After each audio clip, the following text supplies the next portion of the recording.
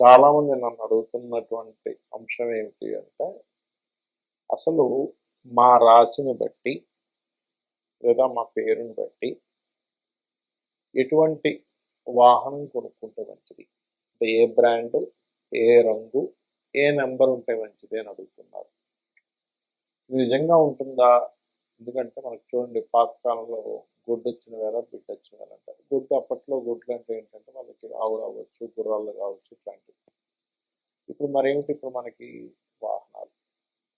అయితే దీన్ని అసలు ఎలా చూడాలి? మనకి చతుర్థ స్థానము అంటారు. అంటే లగ్నం నుంచి కానీ రాశి నుంచి కానీ, లగ్నం తెలిస్తే లగ్నం నుంచి చూసుకుంటే, లేకపోతే రాశి తెలిస్తే రాశి నుంచి మీది ఏదైతే అయిందో మేషం నుంచి మీనం వరకు 4వ అధిపతి ఎలా ఉన్నాడు, దాన్ని బట్టి అసలు మీ పేరు మీద వాహనం కొనొచ్చా కొనకూడదా, కొంటే ఏ వాహనం కొనాలి, ఏ రంగు, ఏ నెంబర్ ఉంటే మంచిది అనేటువంటి అంశాలు మీరు వీడియో ఎండింగ్ వరకు చూసినట్లయితే మీకు పూర్తి ఇన్ఫర్మేషన్ కలుగుతుంది. దాని ద్వారా మీరు ఒక వాహనం కానీ గృహం కానీ కొనుక్కునే సమయము, కొనుక్కున్న తర్వాత మీకు బాగా కలిసి రావాలంటే ఎటువంటి రంగు, నెంబరు అనేది తీసుకోవాలి, ఏ బ్రాండ్ తీసుకుంటే మంచిది అనేటువంటిది మనం ఒక్కొక్కటిగా తెలుసుకుందాం. అయితే ఈ విషయాలు చెప్తుంది నేనైనప్పటికీ కూడా చెప్పిస్తుంది సాక్షాత్ లలిత అమ్మవారిగా భావిస్తూ తెలుసుకుందాం.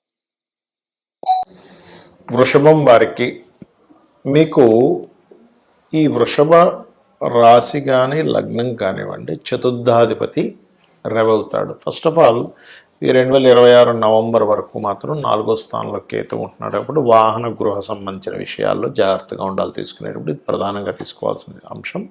ఇక రెండో విషయం ఏంటంటే, మీరు ఏ రంగు తీసుకుంటే మంచిది. 4th లార్డ్ ఈజ్ సన్ అవుతాడు. సో 1 నెంబర్ ప్రిఫర్ చేయడానికి బాగుంటుంది లగ్నరీత్యా, రాశిరీత్యా చూసుకుంటే. అదేవిధంగా ఆరెంజ్ కలర్ మరియు కొంచెం రాయల్ లుక్ ఉండేటువంటిది. ఎందుకంటే sun is the all planets king అనమాట. కొంచెం రాయల్ లుక్ ఉండేటువంటి వాహనం మీకు బ్రహ్మాండంగా పనిచేస్తుంది, గుర్తుపెట్టుకోండి. అలాగే సన్ కనుక బాగున్నాడు, లేదా సన్ వెళ్ళి ఇంకో గ్రహంతో దేంతోనైనా కలిశాడు ఉదాహరణకి, అప్పుడు ఆ గ్రహం ఈ గ్రహం కంటే బలంగా ఉంటే అప్పుడు ఆ కలర్స్ మీకు ఇంకా బాగుంటాయి. బట్ ఫస్ట్ ప్రిఫరెన్స్ మాత్రం orange colour is your preference colour, గుర్తుపెట్టుకోండి. అలా కాదండి, మాకు 4th హౌస్లో ప్లానెట్స్ ఉండి కొంతమందికి ఎలా ఉంటుందంటే అక్కడ పితృదోషం ఏర్పడుతుంది, అంటే శని రాహులు ఉంటారు, అప్పుడు జాగ్రత్తగా ఉండాలి. అది కాకుండా మీరు ఎప్పుడైనా వాహనం తీసుకునేటప్పుడు కూడా మీ యొక్క చతుర్థ భావం మీదకి ఏ గ్రహాల యొక్క దృష్టి ఉంది. ఇప్పుడు కేతు ఉన్నాడు, ఏదో ఒక డిస్టర్బెన్సెస్, డిస్ప్యూట్స్ వస్తూ ఉంటాయి. అలా కాకుండా ఏ గ్రహం, సన్ వెళ్ళి ఏ గ్రహంతో కలిసి ఉంది, అదేవిధంగా 4వ స్థానం మీద శుభగ్రహాలు ఉన్నప్పుడు కనుక తీసుకున్నట్లయితే మరింత బాగుంటుంది, గుర్తుపెట్టుకోండి. అదేవిధంగా కొంతమంది వాహనంలో పెట్టుకునేటువంటి ఇష్టదైవాన్ని పెట్టుకుంటూ ఉంటారు. మీరు విష్ణుమూర్తిని పెట్టుకోవచ్చు, లేదా సూర్య భగవాను కూడా పెట్టుకోవచ్చు. దానివల్ల ఏమవుతుందంటే మీ ఇష్టదైవం పెట్టుకోవడము. ఇది ఇక్కడ ఏంటంటే, మనం వాహనం బయలుదేరేటప్పుడు ఒక్కసారి మనం మొక్కుకుంటాం. మీ పంచమాధిపతి ఎవరు? బుధుడు అవుతాడు. బుధుడికి అధిష్టానం తర్వాత వెంకటేశ్వర స్వామి, విష్ణువు, ఇలాంటి రూపాలన్నీ కూడా, లేదా సూర్య భగవానుడు. వాహనానికి న్యాచురల్గా 4th లార్డ్ కాబట్టి ఇప్పుడు రాబోయే నవంబర్ వరకు కాస్త గణపతిని తలుచుకొని బయలుదేరండి, అన్ని విధాలా బాగుంటుంది. ఫస్ట్ ఆఫ్ ఆల్ ఏంటంటే, మనకి వర్గు అనేటువంటిది గృహానికి ఎలా అయితే వాడతామో సేమ్ యాజ్ ఇట్ ఈజ్ ఒక వాహనం విషయంలో కూడా కొన్ని సంవత్సరాల తరబడి నేను రీసెర్చ్ చేసినప్పుడు, అంటే ఒక పేరు గల వ్యక్తికి ఏ వాహనం తీసుకున్నప్పటి నుంచి అతనికి బాగా కలిసి రావడం జరుగుతుంది. అది మెయిన్ బ్రాండా లేకపోతే అందులో సబ్బా అంటే మెయిన్ బ్రాండ్ అండ్ సబ్ కూడా బాగా పనిచేస్తుంది. అంటే ఎట్లాగా అంటే, ఇప్పుడు మనకి చూడండి, ఆ నుంచి అమ్మహా లోపల ఉండే బ్రాండ్స్ అనుకోండి. ఆ అంటే ఆడి, ఈ అంటే ఇంకొక బ్రాండ్, ఊ అంటే ఇంకోటి, అట్లా అంటే మొదలక్షరం వచ్చేలాగా. ఎగ్జాంపుల్ ఐ అనుకోండి, ఇన్నోవా. అట్లా ఏంటంటే ఆ నుంచి అమ్మహా అక్షరం లోపల మీ పేరు ఉందనుకున్న ఉదాహరణకి, అప్పుడు మీరు మీ యొక్క తీసుకునే వాహనం ఆ నుంచి అమ్మహా లోపల వచ్చే బ్రాండ్ ఉండే వాహనము, లేదా చ జ జ అక్షరాలు. ఓకే, జ అంటే జగ్వార్ ఉదాహరణ చెప్తున్నా. అదేవిధంగా యారా లావా, వా అంటే ఓల్వా. ఇట్లా యా అంటే యాలో కూడా ఏదైనా వచ్చింది అనుకోండి, ఎస్డి 2 వీలర్ అనుకోండి, ఎస్డి బైక్. అలా మీరు తీసుకొని చూడండి, ఖచ్చితంగా బాగుంటుంది. అదేవిధంగా మనకి అష్టవర్గుల్లో మనం ఆ వర్గు గురించి చెప్పుకున్నాం.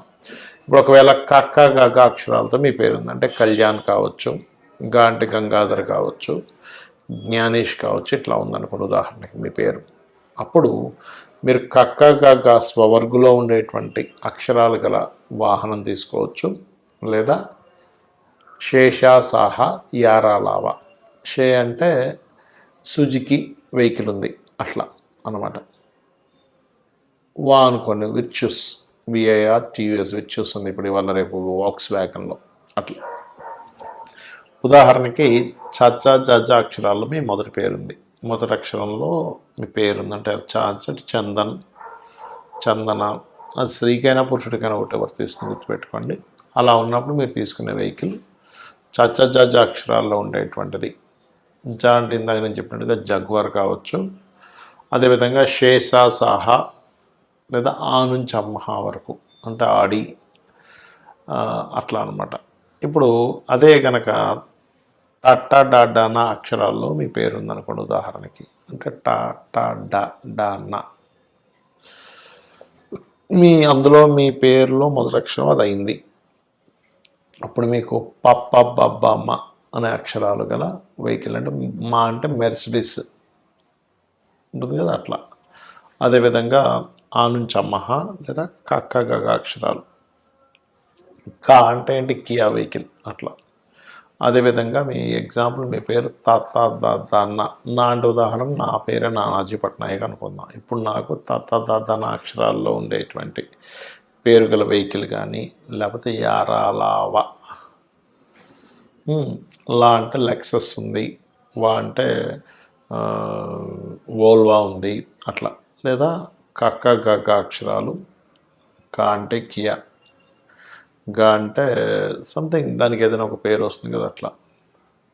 ప్లస్ అది కాకుండా మనకి చ జ అక్షరాల్లో ఉండేటువంటిది ఏదైనా వెహికల్ కూడా తీసుకోవచ్చు.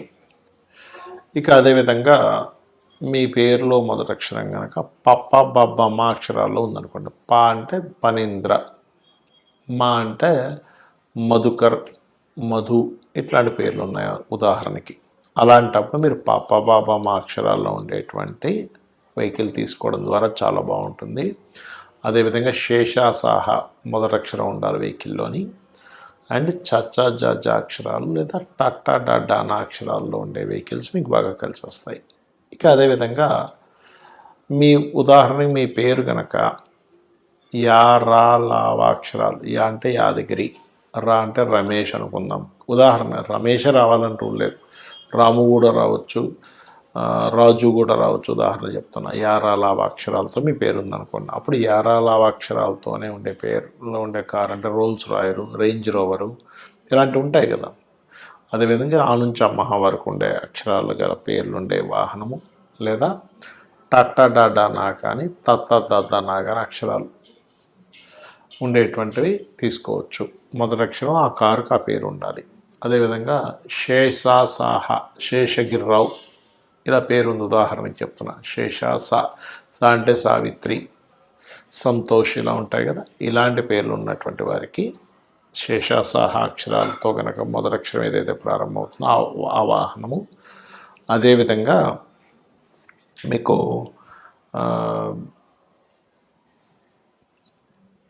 కక్క గగ అక్షరాలు అంటే మూడో వరకు. అదేవిధంగా దాన పప్ప బాబామ. ఈ రకంగా మీరు ఆ నుంచి అమ్మహ వరకు మొత్తం అష్టవర్గులది మనం తెలుసుకున్నాం. అదేవిధంగా మరి న్యూమరికల్గా అని అనుకున్నాం. న్యూమరికల్గా అంటే ఏంటి? 1 నెంబర్లో మీరు పుట్టారు ఉదాహరణకి, అప్పుడు దీన్ని డెస్టినీ నెంబర్ ఏంటి అంటే 1 నెంబర్ బర్త్ నెంబర్ అయితే డెస్టినీ నెంబరు పూర్తి అంటే డేటు, మంత్, ఇయరు గనక తీసుకొని దాన్ని మొత్తం కూడేమనుకోండి ఒక నెంబర్ వస్తుంది. అంటే ఏంటి? 1 మంత్, 1 డేటు, 1 మంత్ అంటే 2 అయింది. 2000లో పుట్టారు మీరు అంటే ఏమవుతుంది? సున్నాలు తీసేస్తే 2 అంటే 4, అంటే 1+1 2, 2+2 4 అంటే మీది డెస్టినీ నెంబర్ 4 అవుతుంది, బర్త్ నెంబర్ 1 అవుతుంది. 30 సంవత్సరాల లోపల మీ వెహికల్ అయితే కనుక మీ డెస్టినీ నెంబర్ బర్త్ నెంబర్ ఏది ప్రిఫర్ చేయాలంటే బర్త్ నెంబర్ ప్రిఫర్ చేయాలి. కానీ డెస్టినీ నెంబర్ అప్పుడు లైఫ్ లాంగ్ పనికి వస్తుంది. బర్త్ నెంబర్ కూడా పనికి వస్తుంది, కానీ బర్త్ నెంబర్ కంటే డెస్టినీ నెంబర్ ఇంకా బాగా పనిచేస్తుంది లైఫ్ లాంగ్.